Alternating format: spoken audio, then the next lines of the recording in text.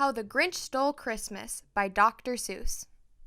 Narrated by DJ Booth, Ellie Clark, Ava KINARD, and AMARA Strande.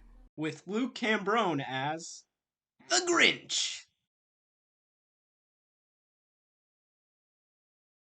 Every Who down in Whoville liked Christmas a lot.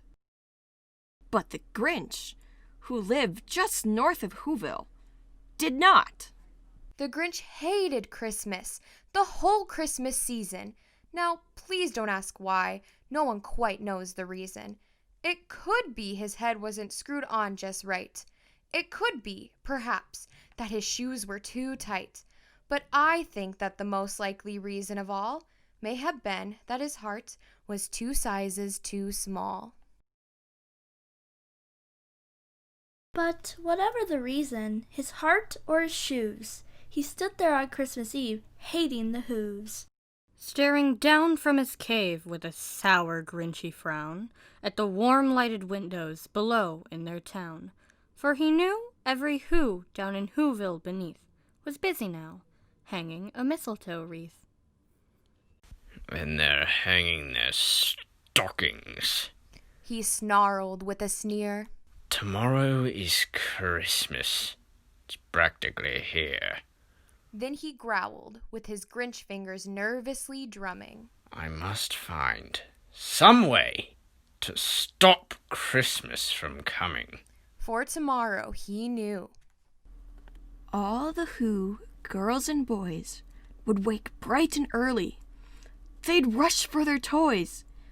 And then, oh, the noise! Oh, the noise! Noise, noise, noise. That's one thing he hated. The noise, noise, noise, noise. Then the Whos, young and old, would sit down to a feast. And they'd feast, and they'd feast, and they'd feast, feast, feast, feast. They would feast on Who pudding and rare Who roast beast, which was something the Grinch couldn't stand in the least. And then they'd do something he liked least of all. Every Who down in Whoville, the tall and the small, would stand close together with Christmas bells ringing. They'd stand hand in hand, and the Whos would start singing. They'd sing, and they'd sing, and they'd sing, sing, sing, sing. And the more the Grinch thought of this Who Christmas sing, the more the Grinch thought, I must stop this whole thing. Why, for 53 years I've put up with this now. I must stop this Christmas from coming. But how? Then he got an idea. An awful idea. The Grinch got a wonderful, awful idea. I knew just what to do. The Grinch laughed in his throat, and he made a quick Santa Claus hat and coat. And he chuckled and chuckled. What a great Grinchy trick! With this coat and this hat, I look just like Saint Nick. All I need is a reindeer. The Grinch looked around, but since reindeer are scarce, there were none to be found. Did that stuff the old Grinch? No, the Grinch simply said, If I can't find a reindeer, I'll make one instead. So he called his dog Max. Then he took some red thread, and he tied a big horn on the top of his head. Then he loaded some bags and some empty old sacks on a ramshackle sleigh, and he hitched up old Max. Then the Grinch said, Get up! And the sleigh started down to the homes where the Whos lay a snooze in their town. All their windows were dark, quiet snow filled the air. All the Whos were all dreaming sweet dreams without care, when he came to the first little house on the square. This is stop number 1. The old Grinchy Claus hissed, and he climbed to the roof empty bags in his fist. Then he slid down the chimney, a rather tight pinch. But if Santa could do it, then so could the Grinch. He got stuck only once for a moment or two. Then he stuck his head out of the fireplace flue, where the little Who stockings all hung in a row. These stockings He grinned. are the first to go. Then he slithered and slunk with a smile most unpleasant around the whole room, and he took every present. Pop guns and bicycles, roller skates, drums, checkerboard, tricycles, popcorn, and plums. And he stuffed them in bags, and the Grinch very nimbly stuffed all the bags one by one up the chimney. Then he slunk to the icebox. He took the Who's feast. He took the Who pudding. He took the roast beast. He cleaned out that icebox as quick as a flash. Why, that Grinch even took their last can of Who hash.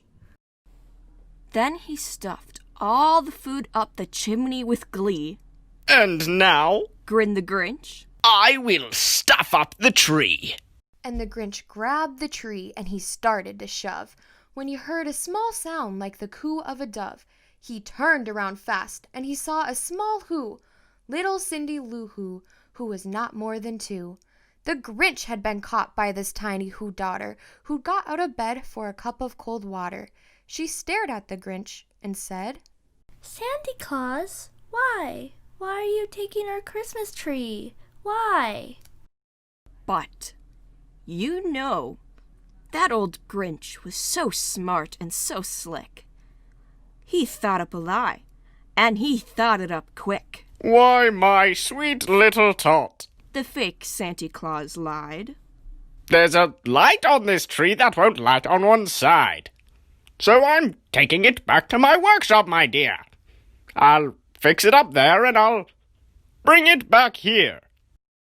And his fib fooled the child. Then he patted her head, and he got her a drink and sent her to bed. And when Cindy Lou Who went to bed with her cup, he went to the chimney and stuffed the tree up. Then the last thing he took was the log for their fire. Then he went up the chimney himself, the old liar. On their walls he left nothing but hooks and some wire.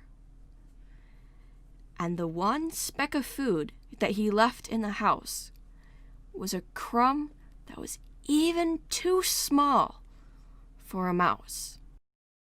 Then he did the same thing to the other Who's houses, leaving crumbs much too small for the other Who's mouses.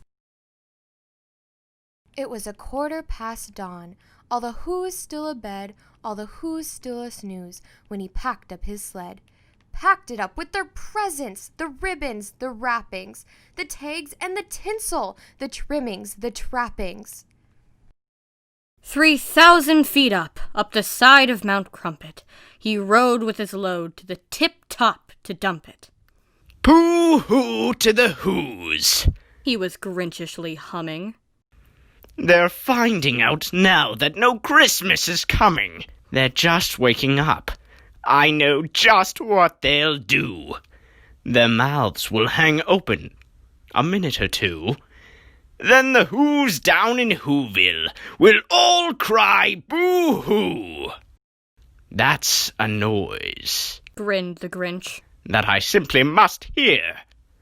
So he paused, and the Grinch put his hand to his ear. And he did hear a sound rising over the snow. It started in low, then it started to grow. But the sound wasn't sad. Why, the sound sounded merry. It couldn't be so, but it was merry.